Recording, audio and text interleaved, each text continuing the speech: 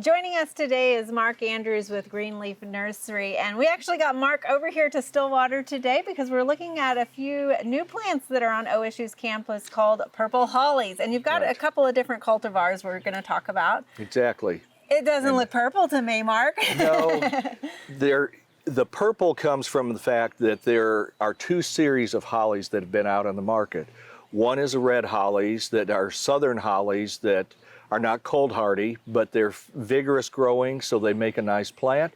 And then blue hollies are known up north for their cold hardiness and their real dark foliage, color on those plants. Okay, and so that's just kind of a classification of hollies, right? These are a cross between a red holly and a blue holly. Okay. And so we dubbed them the purple hollies. Excellent. So we're getting a little bit of the heat tolerance, but also hopefully the cold hardiness. Cold hardiness as well, okay. Yes, and an increased vigor as well.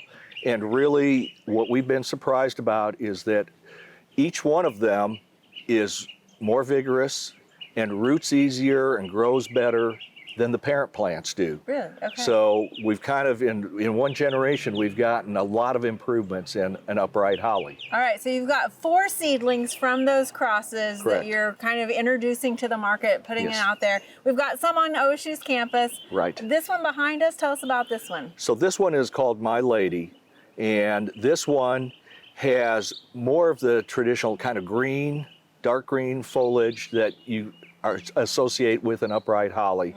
And it's the most vigorous of the 4, so it will grow the largest. We expect that it'll probably reach maybe 15, 20 feet tall and 8 to 12 feet wide is what we're kind of anticipating, maybe a little bit wider than that. And really where we see this one fitting in well is this is a good replacement for Nellie R. Stevens holly, which is kind of a traditional holly that most people use as a screening holly, but it gets way too big for today's landscapes. Okay. And this one is more contained, but still offers you fast growth, good color, good full plant. All 4 of the selections are what's called parthenocarpic, which means that they will set berries without a male pollinator. Okay, I was gonna ask about that. So these will go ahead and set berries. They're all females. And if you have a male in the neighborhood, you'll get an even better berry set. What color berries? Red, orange? They'll be green throughout the growing season, and then they'll turn red in the fall and winter time. Okay, and the ones behind us, we've got a lot of spring growth coming out on them, and so they'll probably get trimmed up a little bit later so you can kind of tell by looking at them. We've got the new flush is a lighter green, and as it matures to that dark green color on these. And I love the actual leaf shape. It's a lot neater than I think the Nellies are. Yeah, the leaf shape is bigger. It is fuller. It looks like a fuller plant, and even though it looks like it has thorns on it, and looks like it would be sharp and spiny, like some hollies can get that way. These are not real. They're not dangerous. Let's put it that way. They're softer needle. They sort of remind me of an oak leaf, the little scallops on it. So you've got 3 others. Let's talk real quickly about those other 3. Monarch is a pretty popular one. Monarch is the other one that we think is going to be real popular. It's more of a tight pyramidal. It's slower growing than My Lady a little bit, but it's still a good vigorous grower for you. And that one we think will get about 8 to 12 feet tall, so a little bit smaller stature than My Lady and narrower as well. And where we see that fitting in the landscape is where people have been using Oakland holly, which is real popular. Monarch is going to be a replacement in those areas. It's more cold hardy. We're not saying it's another zone cold hardy, but we have seen that it is much cold hardier than the others, and it has darker foliage. So when we look at Monarch, you'll see that the foliage on it is a much darker blue-green color, almost like, getting closer to a black color. And in wintertime, it gets even darker. Okay, and then the other 2. The other 2, the third one is Crown Point, which is unique among itself because it's more columnar. Okay. So it's more of an upright grower. Once again, we expect the height to be, let's say, 10 to 15 feet tall, somewhere in that range, but much narrower. So it's going to be one that probably like 3 to 4 feet wide. Okay. Rather than, getting broad. It just likes to go upright as a columnar growth habit.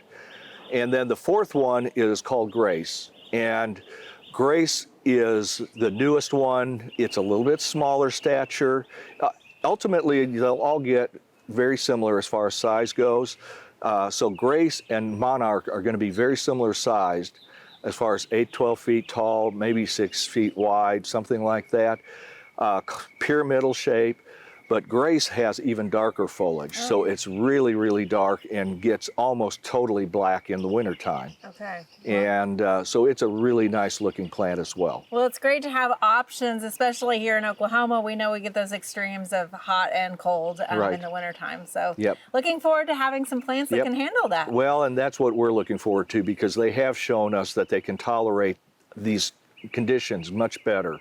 And, you know, even like with the plants that we're looking at right here, the first year that they were in the ground, they suffered a little bit of winter burn. But the thing about it is that they didn't drop the foliage right away. They held onto the foliage, and then they flushed right out and covered over to where you couldn't tell that they had been injured at all in the previous winter. So, I mean, that's another big plus on these, is that they look good. Even if they get a little bit of damage, they still look good and will fill in real well.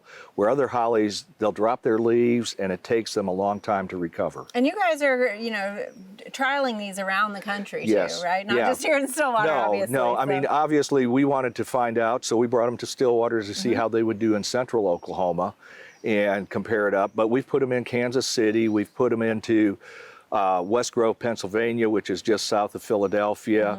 We've got some in Michigan. We've had them in Wisconsin, Iowa, and we knew we were pushing it. Right.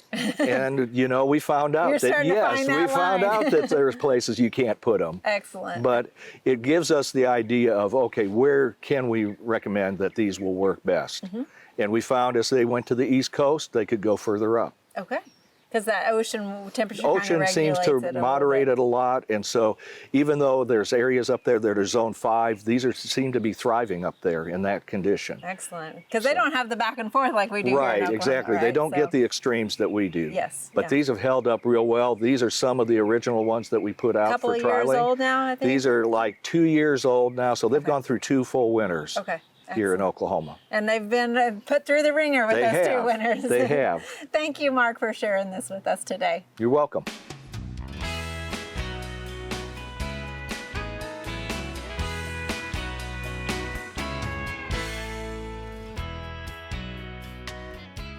We hope you enjoyed this video as part of our Oklahoma Gardening YouTube channel. You can also find even more videos on the OK Gardening Classics YouTube channel. And join us on social media for great gardening tips, photos, and discussion.